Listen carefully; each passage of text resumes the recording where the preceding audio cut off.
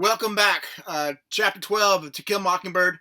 I'm going to do a couple of things here. One, I'm going to give you a quick overview of the chapter, talk about the significance of the chapter, go into some important allusions, and talk about some new characters and some themes. Okay, so the overview of the chapter. Jim has turned 12. He's eating a lot.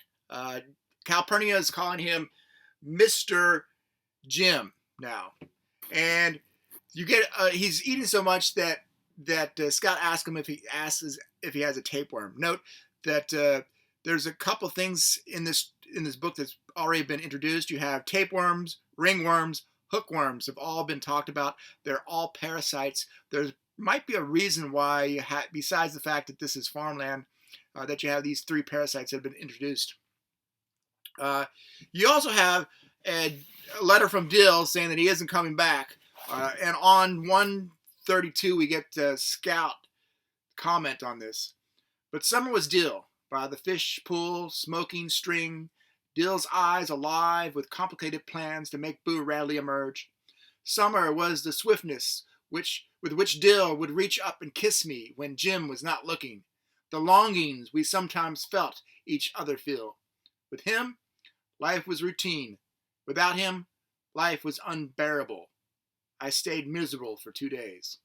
The irony is like she only stayed miserable for 2 days. But this idea that Dill, at least right now, is not coming back for summer. Then we have Atticus. He gets an emergency call. He gets a call from the emergency session of the legislator, and he's gone for 2 weeks. Note that Atticus is a representative in the legislature. This has something to do with the Depression and some of the things that need to be passed quickly for the Depression. There's note that there was a sit-down strike in Birmingham, and we'll talk a little bit more about sit-downs at the end of this. And then we get the fact that it's Sunday, and that the kids need to go to church on Sunday. Calpurnia doesn't want to send them to their normal church, even though they have money, because Calpurnia remembers, and this is on 133, Calpurnia evidently remembered a rainy Sunday when we were both fatherless and teacherless. Ernest Ann Simpson was tied to a chair and placed in the furnace room. They were playing this game called Shadrach, and she was left there, forgot about and left there until they heard her screaming during the sermon. So Calpurnia doesn't want to go through that again, so she decides to take them to her church. And she makes them dress really nice. So nice that Scott refers to it like, or Jim refers to it like they're going to Mardi Gras. And Mardi Gras is where you dress up really fancy. But it's her church. But on the way to church, they meet this character named Lula. And Lula is an African-American woman who wants to know why these white children are at her church. And this is on 135 and 136. What you up to, Miss Cal? I want to know why you bringing white children to nigger church. There's my company, said Calpurnia. Yeah, and I reckon you's company at the Finch's house during the week. You ain't got no business bringing white children here. They got their church. We got ours. Aaron, it is our church, ain't it, Miss Cal? And Calpurnia responds, "It's the same God, ain't it?" So the rest of the congregation kind of scare Lula away, but you have again this idea of this nature of prejudice here. Lula is prejudiced against these white children coming to her church. Maybe she has a right to feel that way. They do have their own church. We'll talk about that a little bit more later. And then we have introduction to Reverend Skites and Zebo, and we'll talk about them later. Reverend Skites is referenced here on page 137.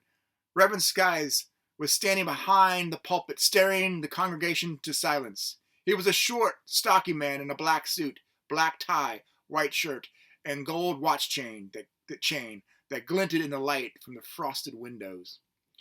Note that he's in the African American community, a preacher is highly regarded. There's preacher, barber.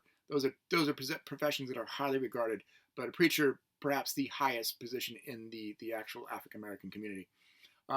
He's collecting he's taking up a collection for this Sunday and next 3 Sundays for Helen Robinson to help Tom Robinson's wife and her 3 kids at home.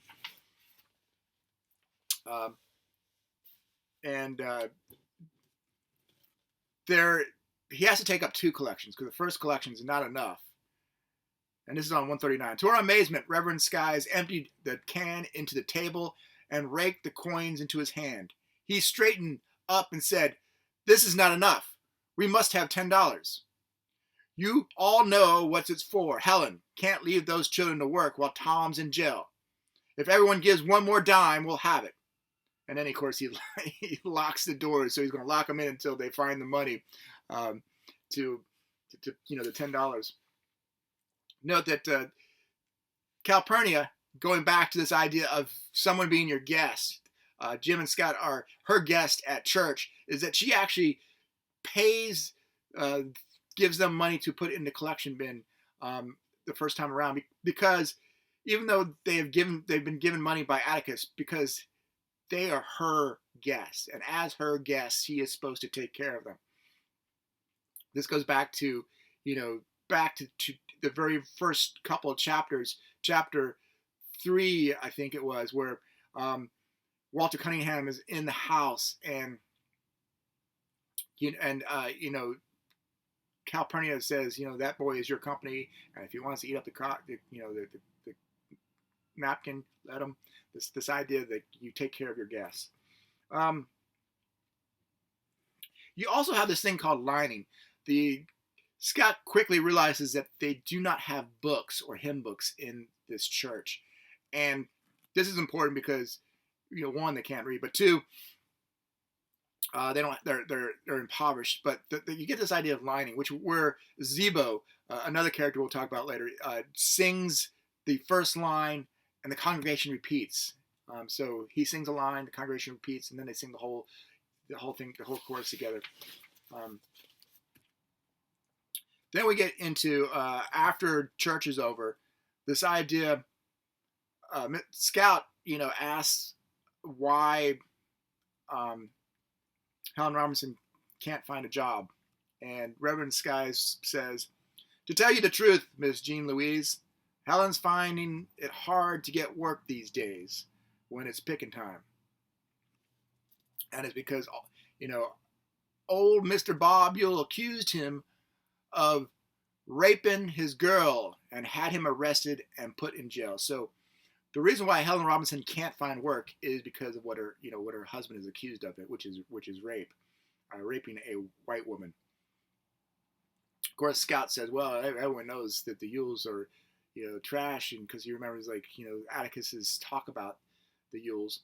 So everyone should believe Tom Robinson and give Helen work, but that's not what happens. And then, of course, she asks what's rape and doesn't really get an answer.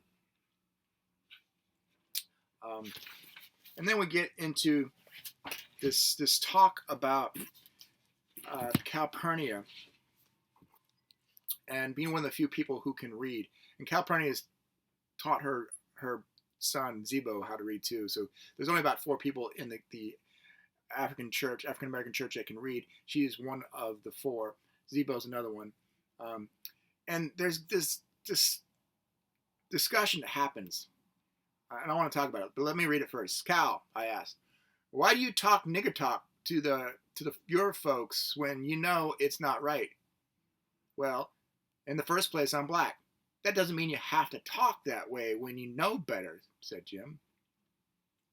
Calpurnia tilted her head and scratched her head and then pressed her hat down carefully over her ears. "It's right hard to say," she said. "Suppose you and Scout talked color folks talk at home. It'd be out of place, wouldn't it? Now, what if I talked white folks talk at home, at the church, with my neighbors? They'd think I was putting on airs to beat Moses." "But Cal, you know better," I said. "It's not necessary to tell all you know. It's not ladylike, in the second place. Folks don't like to have somebody around knowing more than they do." All right, so a couple things here. One, This was written back in the 1960s. Really, this is, borderline. This is racist. There's a thing called Ebonics, which is a dialect, African American dialect, and the purpose of language is to communicate. So there is nothing wrong with how people talk in the African American church here. It's perfectly natural, and it does the purpose of language, which is to communicate, and it has its own, words and rhythm and symbolism and meaning and emotion. There's a lot to the dialect itself. So there's a lot that Calpurnia and the community should really feel proud of. But what they're really talking about here is like the difference between how white people, particularly white people who are educated, talk compared to perhaps someone who hasn't had as much education. And it's racism because this is like their standard education. Standard English is a type of English that is taught perhaps in school. If you have more education, perhaps you have a higher level of vocabulary. Perhaps you use better sentence structure. It's not known. I mean, it is known, but it's not important, except for to show the differences between these communities. Perhaps the big lesson here, and it's like lesson 15, is that folks don't like to have someone around knowing more than they do. This idea, like, you're not supposed, if you know something, if I talked about jargon that was about English jargon, about how to break up novels and books, like deconstructionism, you might be bored and think that I'm just trying to talk over your head to talk over your head. So, you need to, like, she needs to talk or to act like she's part of the community, part of the African American community while she's around them, and not act like she's better than they are. Lesson 15. And then when they go home, they find Aunt Alexandra sitting on the rocking chair on their front porch. Dun, dun, dun. Aunt Alexandra has come to stay with them. All right, so that's the summary of the chapter. Note, there is something here that you really need to know. What is the importance of this chapter? Well, it's kind of supposed to show you the disparity between the haves and the have-nots, or the privileged and the unprivileged. The church is used by this African American community on Sundays, but the rest of the week it's used as a gambling hall by white men. There are no hymn books. They can't afford hymn books. But beyond that, no one can read. Calpurnia talks that she taught Zebo how to read because there wasn't a school for him to attend to when he was a boy. Note that in the South, there's supposed to be this idea of separate but equal, but there is not even a separate here. Also note that in the South during this time, there were laws about voting. You had to pass literacy tests in order to vote. So in order to actually to use some of your rights as an American citizen, you needed to you needed to know how to read. And if you couldn't, you might not be able to vote, which is important into keeping certain administrative people in power. Also during this time, there is this a thing called lynching that was happening regularly, particularly if African Americans looked at white women the wrong way, and if they raped white women, there's a lot of bad things could happen. Just listen to Billie Holiday's song "Strange Fruit." The strange fruit that's hanging from the trees is not fruit. Then we get into this idea that Helen can't find work. She's sort of been excommunicated by a white society because of what her husband is accused of. And Calpurnia, Calpurnia doesn't know her birthday. She doesn't know when she was born. She doesn't know how old she is. The white community does, but the African American community does not, probably because she was born in an African hospital that didn't write it down or couldn't write it down. All right, so some allusions here. Again, this disparity between black and white, privilege and non-privilege. The haves and have not is one of the things that this chapter brings out. All right, so sit-down strikes. So there's allusion that Atticus went to Birmingham because of these sit-down strikes. In the 30s, sit-down strikes were about labor. They were done mostly in like Michigan to confront the car and automobile industry. So it's about labor and labor strikes. But what the book was written in 1960 is trying to bring out the beginning of the civil rights movement. Is trying to make you aware of the civil rights movement, where that those sit downs become sit ins.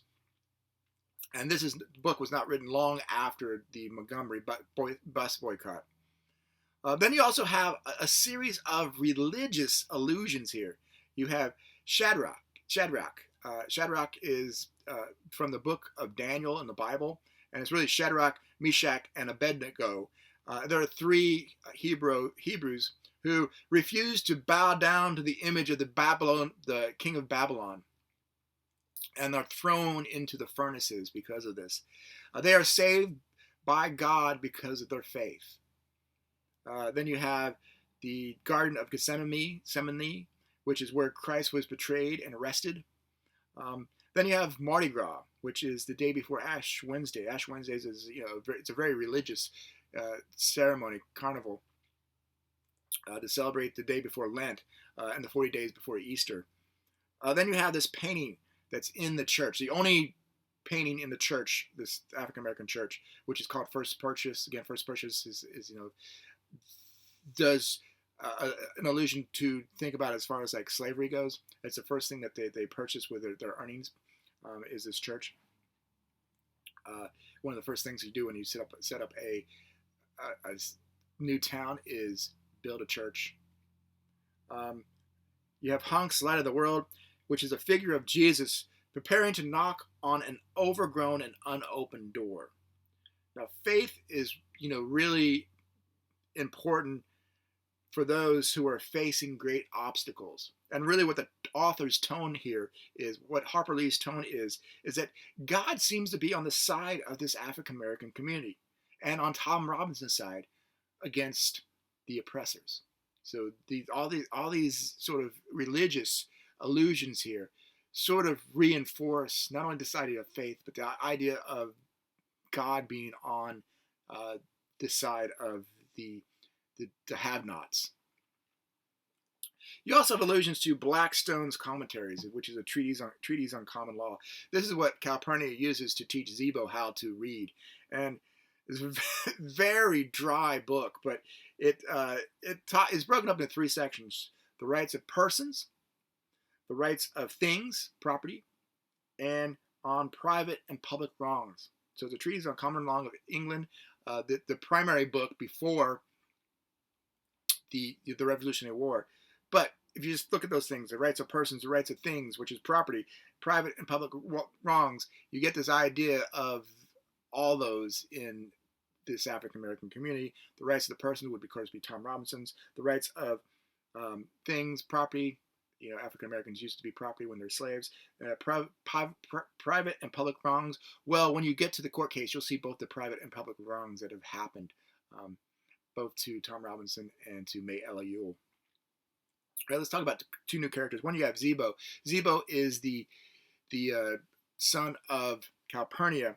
He's here just because he's a leader in the African American community to show you that that Calpurnia is more than just the cook for the Finches. She is a very successful mother because Zebo is a very successful son.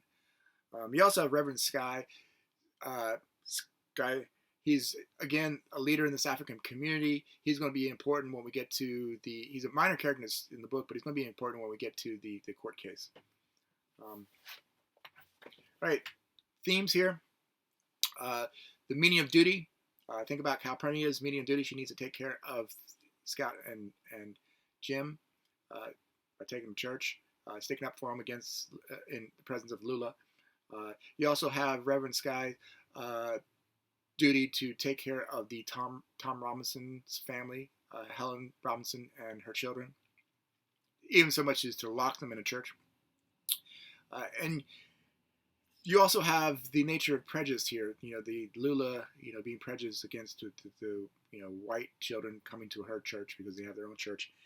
And finally, you have appearance versus reality because, again, there's more to Calpurnia than meets the eye. All right, that's it. I hope that helps. I'll talk to you tomorrow.